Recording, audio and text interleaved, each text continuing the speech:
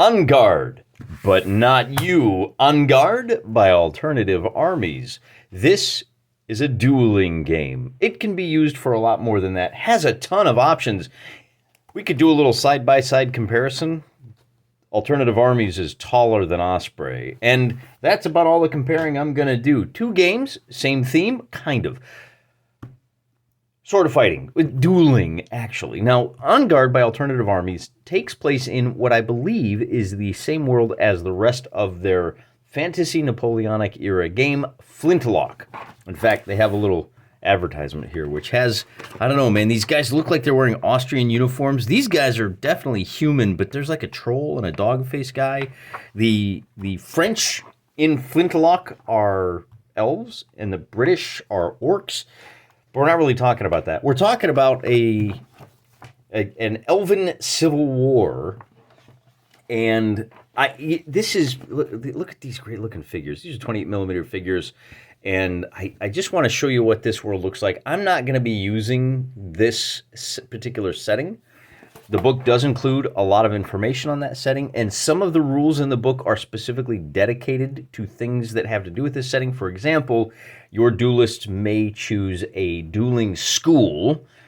It's kind of the role-play element to this, but we're not really going to go too deep into that. I should warn you, this is an introduction for myself as well as you. We're going to be doing a series of videos on this particular game.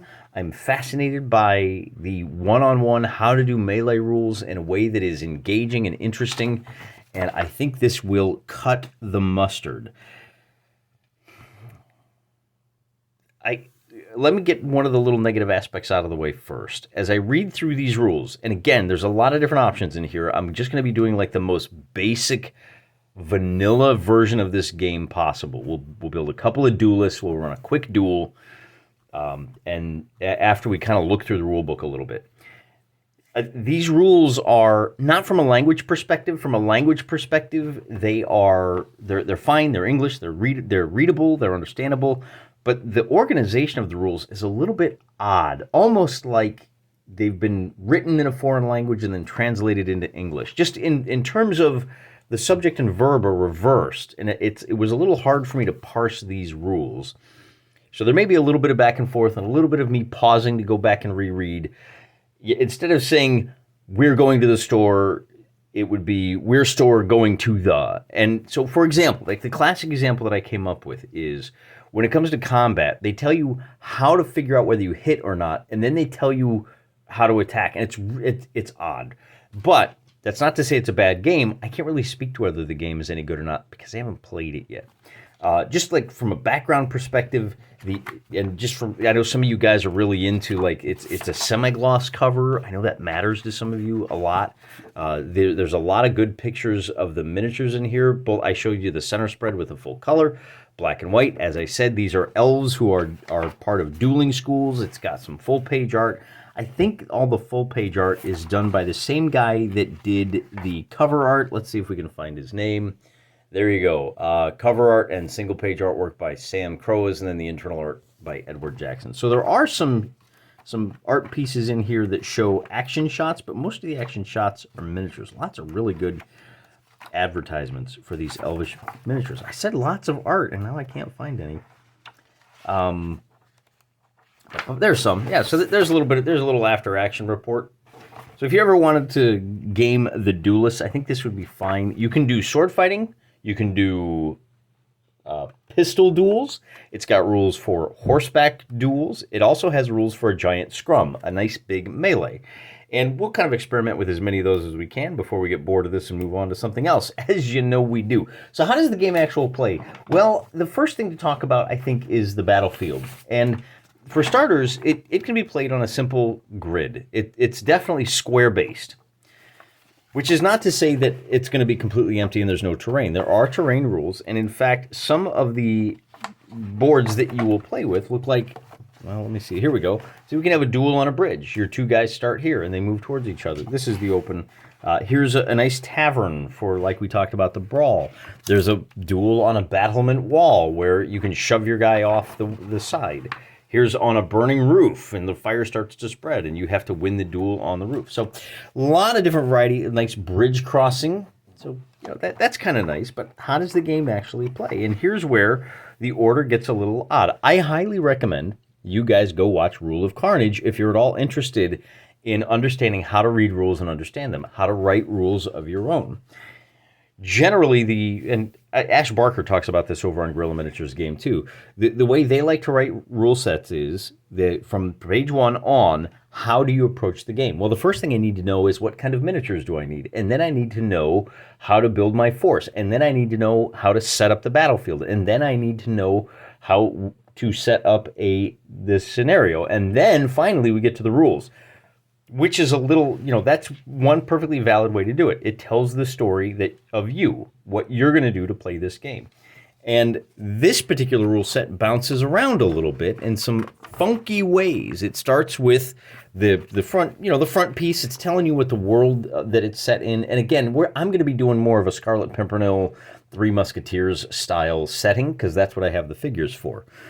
And so we get into, well, okay, here's how you. And he does kind of the same. He says, look, here's what you need miniature-wise. 2 miniatures, you're good. And then they talk about, well, here's how honor is settled. There's 3 types of games: First Blood, Yield, and To the Death. There's a nice, lovely little campaign setting in here as well. We're going to be doing a First Blood duel here today. I'm going to try to keep this video to about 30 minutes. And First Blood should go pretty quick. Then we get right into the character profile with how you build a character. You've got 12 points, and you've got a series of stats. How strong is your guy? How many wounds does he have? How many attacks does he have? And I don't know what any of this stuff means yet. I'm already trying to build a character, and I don't even know what dice to roll to attack. I think in this particular game, because dueling is the like front and center, I probably would have organized it from, here's how you duel. Okay, got it? Now here's your options as a duelist. Probably purely, what would you call it? A matter of taste, but just my brain, that's how my brain works. And then so here we're already talking about exceptions to the rules, skills that you can make that let you have extra attacks, extra saves, whatever, right? And then we talk about, well, what school do you join? And these give you special abilities. I'm not going to talk about these because you don't know enough about the game just yet. Then we talk about melee weapons, what they do. Well, hold on, guys. I don't understand what any of this means. I don't even know how to roll an attack die. I would have done the basic combat, and then we do equipment. And then now that I understand what all this means, I can build my character. So that's kind of the order that I'm going to approach things in this video. And, here we have reputation. We're already doing reputation and character development before we even get to, did we already do, melee? Wait a minute. Maybe I'm wrong. Here's combat skills, sword schools. Yeah. So we get to, here's how you do a sword duel, right? Actions, movement, testing to hit. And what you really need to understand, so let's just go through how a combat works. And to understand that, you have to understand this concept of the dice pool that you have. You are going to be using D6, 8, 10, 12, and 20. Whenever you try to do something, you are successful on a 5 or better. A result of a 1 is always a failure. Every die that you have represents an action that you can attempt to take. When you get down to just 1 die left in your pool, you're fatigued, and that means you're probably going to get kebabbed. The way actions work is that, and this is where the game itself begins to feel like a duel, because what you're going to do is take all your dice away, and you're going to pick one, and your opponent's going to do the same. So to make this obvious, I've secretly selected my D6. If I were playing against a flesh and blood opponent, in the case of this example, the opponent says, well, I'll pick a 12. You reveal your dice at the same time, and whoever used the smaller die gets to take the first action. They are sacrificing speed for accuracy. Remember, they need to roll a 5 or 6. This is the die they will use for the rest of this turn. He gets to call his shot, make his attack first. He rolls this to attack, and if he rolls a 5 or better, he hits. Then the defender gets to roll, and if he rolls less than 3, he took damage. We'll talk a little bit more about that in just a moment. So I really enjoy this. If he fails in his attack, the 3, SpaghettiOs. This goes bye-bye, he's tired. Now he will, so that's it. So he made his attack. This guy defended successfully. He still has all 9 of his dice that he can choose to use. Now let's talk about when it's your turn to act, what your options are. It depends on your character profile and how many points you've spent on selecting your actions. But generally speaking, there are a total of 6 possible choices that you can make. A flurry of blows, which allows you to roll 2 dice. Oh, but you're at -1 to hit because you sacrificed your accuracy for speed. Oh, and if you hit, you're at -1 to the damage. We'll talk about that in a minute. Lunge, -1 to hit. Target's armor is downgraded by 1. Cut and thrust, this is just a basic attack. Slash means +1 to your damage. Your opponent moves back 1 square if wounded. So if you actually hit him, you push him back. Hack, -1 to hit. +2 to damage. So again, you're sacrificing accuracy to do more blamage. And then, of course, disarmed, you're -2 to the damage, but if you cause a wound, the opponent loses his weapon. So you do have that option as well. But here's where it gets interesting. So we'll put our guys back together. And remember, it's the Blue's turn. He chose the D6. His opponent chose the D12. Blue is going to choose which of these attack routines he wants. And we'll just roll the die to make it random. And he covers that up. And then his opponent says, I'm going to defend against number 1. If he successfully calls the attack routine that was chosen, the defense is automatically successful. So in addition to bluffing your way about the speed of the attack that you're using, you're also trying to outguess your opponent. In some cases, your opponent will choose something like charging into combat, which means you know he's going to be rushing in. So there are times where you will be able to outguess your opponent. And remember, you don't automatically get access to all 6 of these. You get a minimum of 3, and then when you build your character, you only get 12 points to spend. You can purchase an extra slot, and before every battle, you decide which of these you want. Now, bear in mind, the weapon that you're choosing may preclude the use of some of these. For example, if you have I believe it's a rapier. Yeah, if you have a rapier, you can't hack. You're not going to be able to get to swing and do this one. So if you've got a figure that's going to be using rapier, then 5 is enough. Right? So it's kind of an interesting little bluffing game.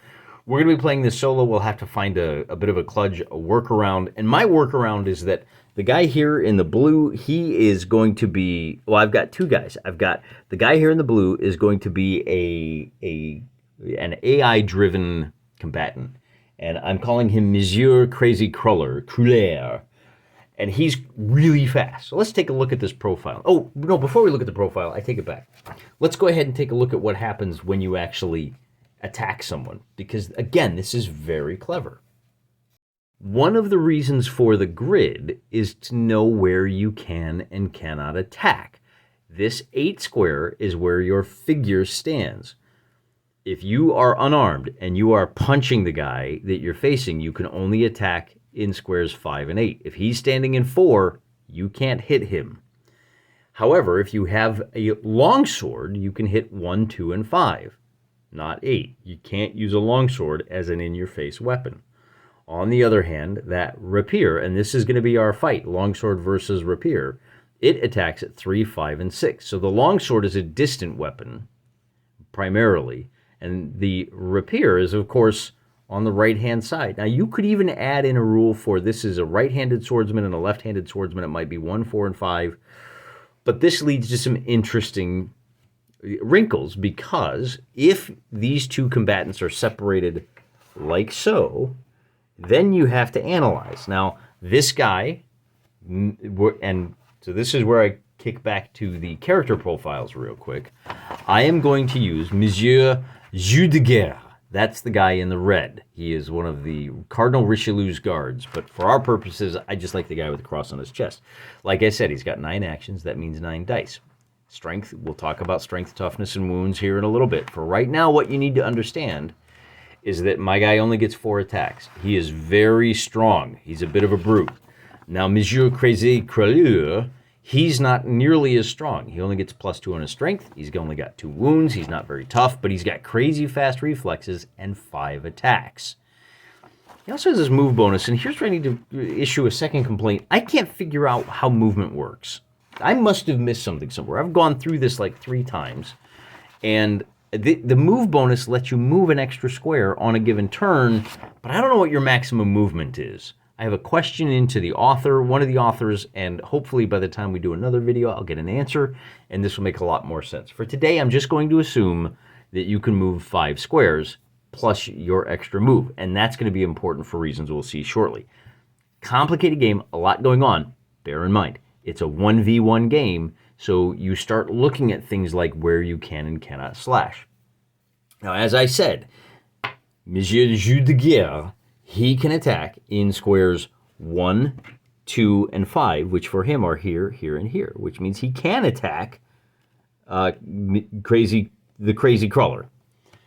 Crazy Cruller, he's got a rapier, so he can attack in squares 3, 5, and 6.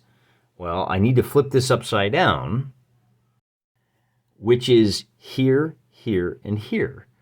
So the crawler can't attack. He only has access to attacking in these 3 squares, whereas the guy with the broadsword can, because he's got access to these 3 squares, or the longsword, I should say, to these 3 squares. And if we just take a real quick look at the rest of these weapons, this really adds a lot of character to the individual combatants. You've got a spear, which can only attack in 2, 4, and 5. 2, 4, wait, why would a spear be able to attack here? I don't know. Definitely the long makes sense. Maybe that spear is for the butt end swinging around. A battle axe, 2, 5, and 6. Where's the one? 4 and 5 for the mace. So the mace can only bonk here and here. And then there was one here that I thought was interesting. The broadsword is only 3 and 5. Look at that. If you're fighting with a broadsword, you're swinging down. I guess you're swinging down like this, and that's why 3 and 5. Now, you can have a secondary weapon, right? Oh, there's also these other effects. So some of these are faster than others. For example, here's our rapier. You get a +1 on your reflexes. I haven't told you what that means yet. I know we're getting there. I'll say this as far as my complaints go. When you've got this many moving parts, I don't think you're going to be able to satisfy everyone as far as what you talk about first, because all of these parts interlock. I think ultimately the game is going to play really quickly. But again, this is an introduction, not necessarily... in fact, I don't even think we're going to have time. I'm going to hit like 25 minutes and I still haven't started. This may be a bit of an awkward edit. I sat down to play my first game and realized I didn't even tell you guys how these figures move around the map. As you can see, I've set up a tavern, and so let's talk about movement here very quickly. The die type that you choose will determine how your figure moves. Specifically, if you have chosen a D6, your figure will withdraw 1 square. If you've chosen a D8, your figure will move, and you get to choose left or right. On a D10, you can move forward 1 or 2 squares. On a D12, you stay where you're at, but you can turn up to 180 degrees. And if you're using the big Mamma Jamma, the big D20, you charge ahead 1, 2, 3 to come to grips. Here's what I don't understand. Now, what I do understand first is that the same rule applies as for attacks. The guy that uses the lower die type moves first. Withdrawal happens first, and then charge happens second, which may put you in a position where you can attack your opponent, but your opponent can't attack back, which is the case here. That rapier can attack these 3 squares, the 2 directly ahead and 1 just to the figure's right, and the longsword can attack 2 squares directly ahead, and 1 directly to the left, and then to the left. I think I got that rapier wrong. Let me look at that one more time. Yeah, the rapier is the 2 squares, the square directly in front of you, and then 2 to the right. So the point remains that in this case, the rapier can attack the longsword. He can't attack back. So die type doesn't matter. This is the only one that gets to make his attack. If he rolls a 4 or less, this goes bye-bye. He is now 1 less die in his pool, which his opponent knows, which will affect the guessing game. We're going to run through a little example. In this case, Crazy Crawler gets to go first. He's already made his attack roll, and he failed. Oh, now he's going to lose this die for the rest of the turn, which means the next time out, Monsieur Jeu de Guerre will know that there's no D6 in there. That makes it useful because he will be able to attack first on any like phase that he wants. But for now, we'll continue out this turn.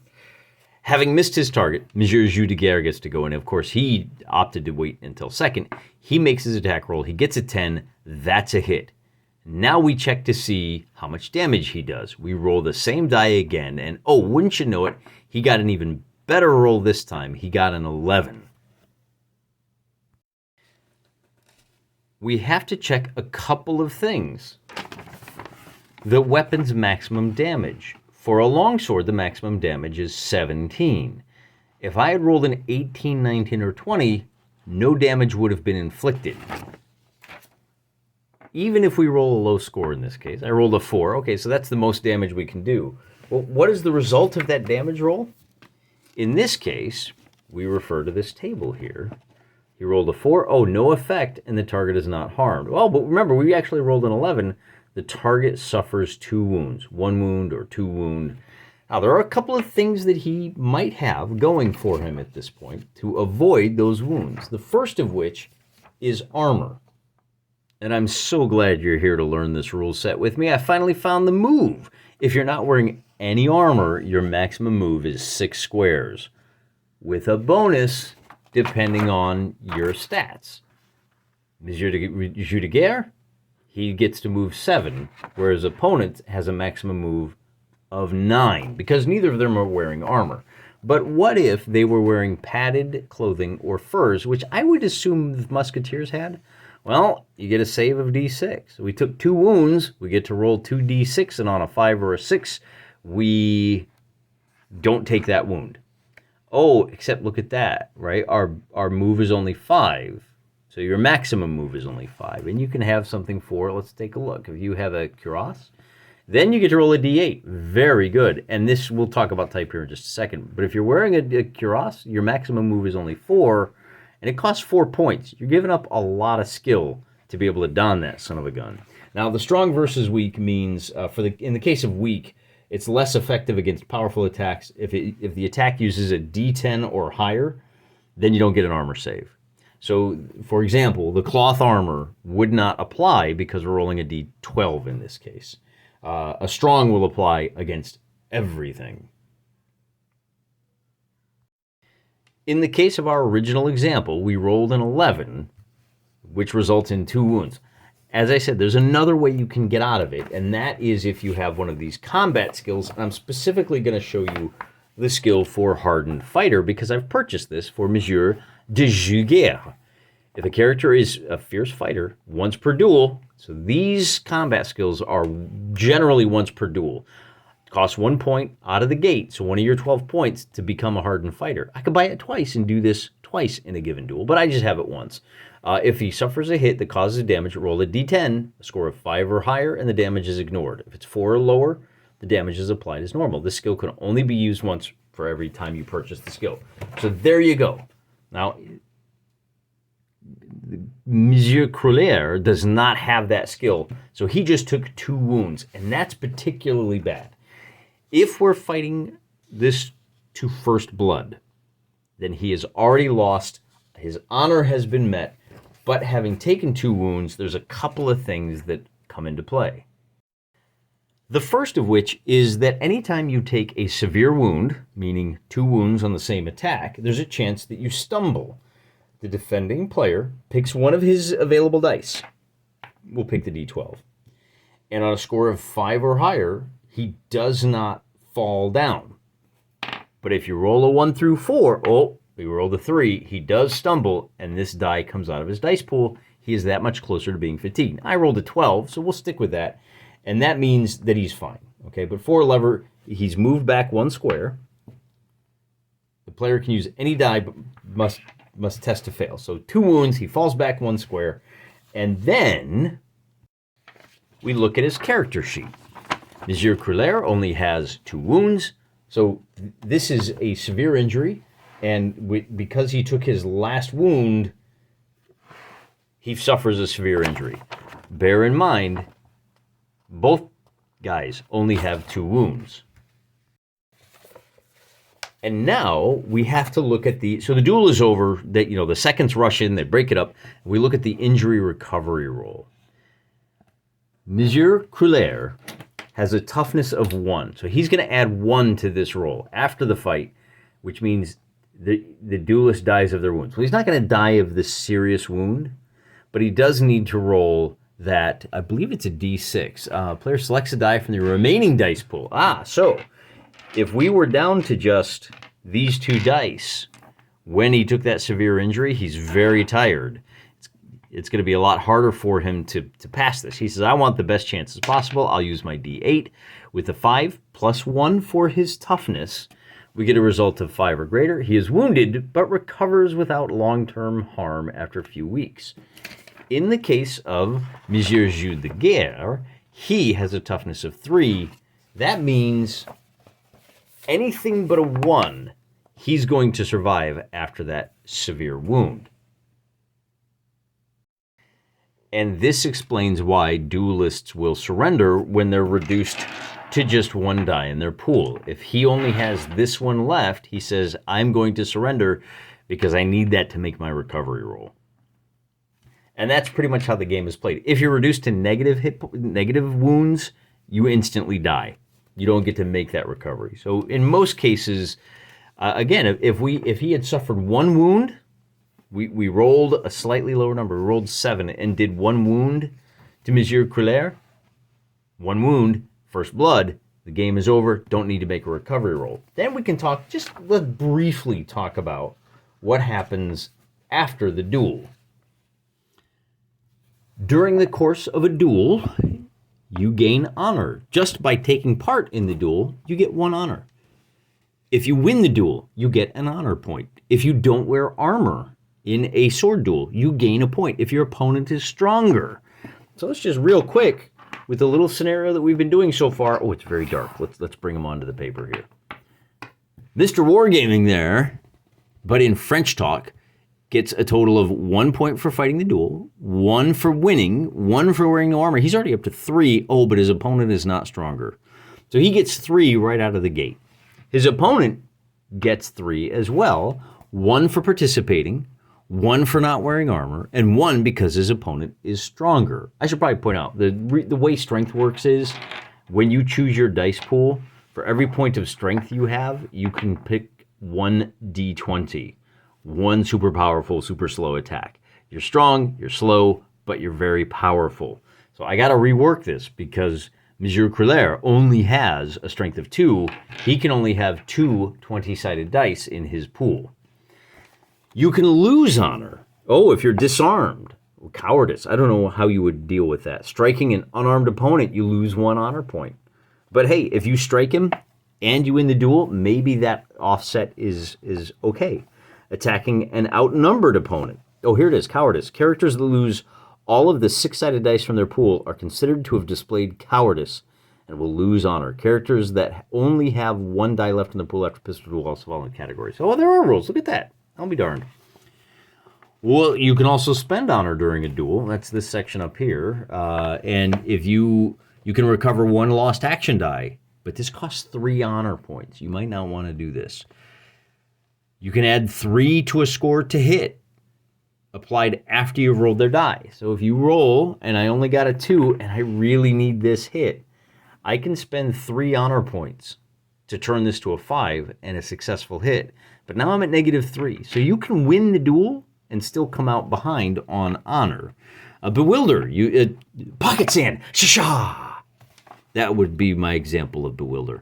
Before the character is removed, the opposing player has to set aside action dice that was selected. It will be replaced by a randomly determined dice. This randomly selected dice must come from your opponent's dice pool. It must be different from the original. Oh, that's interesting. Not sure what that works. Gaining, and then of course you can spend the honor points. You get reputations, and there's like a whole nice little mini campaign system. Basically, once you achieve a reputation of 10, you've earned 10 honor points. You can choose one of these 3 power-ups. Swordmaster, when you're hit in close combat, a 4 or better will cause a hit instead of a 5. Alternatively, you get a +1 to hit. Ferocious Fighter. When a hit is scored in close combat and damage is being tested, a score of 4 or higher will cause a wound. Let's talk a little bit. Let's talk one thing I glossed over. There's a lot that I glossed over, but one important thing is reflexes. What happens if both of our bros select the D12?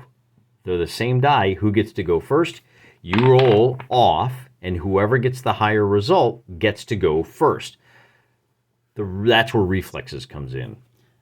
Monsieur Cruller gets a +4 to his die roll. So he scored a 15. He's going to get to make the first attack.